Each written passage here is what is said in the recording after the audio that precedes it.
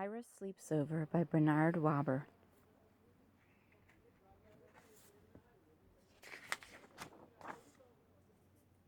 I was invited to sleep at Reggie's house. Was I happy? I had never slept at a friend's house before.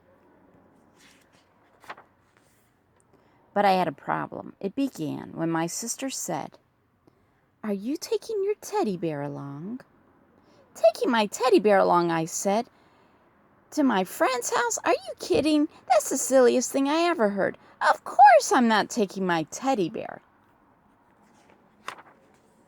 And then she said, "But you've never slept without your teddy bear before. How will you feel sleeping without your teddy bear for the very first time?"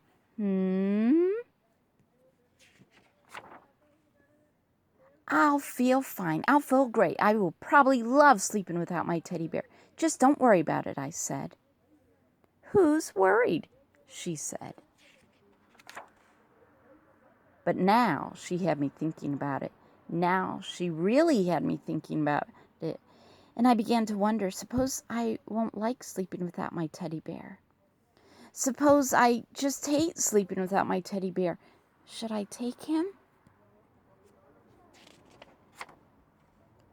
"Take him," said my mother. "Take him," said my father. "But Reggie will laugh," I said. "He'll say I'm a baby." "He won't laugh," said my mother. "He won't laugh," said my father. "He'll laugh," said my sister. I decided not to take my teddy bear. That afternoon I played with Reggie, and Reggie had plans, big plans. "Tonight," he said, "when you come to my house, we're going to have fun. First, I'll show you my junk collection, and after that we'll have a wrestling match, and after that a pillow fight, and after that we'll do magic tricks, and after that we'll play checkers, and after that we'll play dominoes, and after that we can fool around with my magnifying glass." "Great," I said. "I can hardly wait." "By the way," I asked, "what do you think of teddy bears?" But Roger just went on talking and planning as if he'd never heard of teddy bears. And after that, he said, "Do you know what we can do after that? I mean, when the lights are out and the house is really dark, guess what we can do?" "What?" I asked. "We can tell ghost stories." "Ghost stories?" I said. "Ghost stories," said Reggie. "Scary, creepy, spooky ghost stories." I began to think about my teddy bear. Does your house get very dark?" I asked. "Uh-huh," said Reggie. "Very, very dark?" "Uh-huh," said Reggie. "By the way," I asked again, "what do you think of teddy bears?" Suddenly, Reggie was in a big hurry to go someplace. "See you tonight," he said. "See ya," I said. I decided to take my teddy bear. "Good," said my father. "Good," said my mother. "Good," said my father. But my sister said, "What if Reggie wants to know your teddy bear's name? Did you think about that? And did you think about how he will laugh and say, 'Ta-ta is a silly baby name, even for a teddy bear'?" "He won't ask," I said. "He'll ask," she said. I decided not to take my teddy bear. At last it was time to go to Reggie's house. "Good night," said my mother. "Good night," said my father. "Sleep tight," said my sister. I went next door where Reggie lived. That night, Reggie showed me his junk. He showed me his flashlight, his collection of bottle caps, a chain made of chewing gum wrappers, some picture postcards, an egg timer, jumbo goggles, a false nose and mustache, and a bunch of old rubber stamps and labels from his father's office. We decided to play office with rubber stamps. After that, we had a wrestling match, and after that, we had a pillow fight. And after that, Reggie's father said, "Bedtime." "Already?" said Reggie. "Already," said his father. We got into bed. "Good night," said Reggie's father. "Good night," we said. Reggie sighed. I sighed.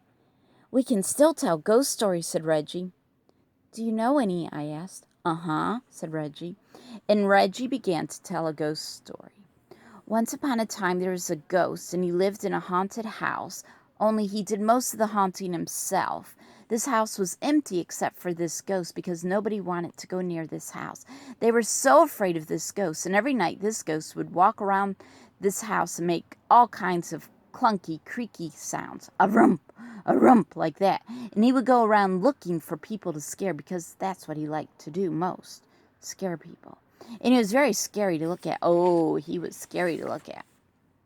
Reggie stopped. Are you scared? He asked. Uh-huh, I asked. Are you? What? Said Reggie. Are you scared?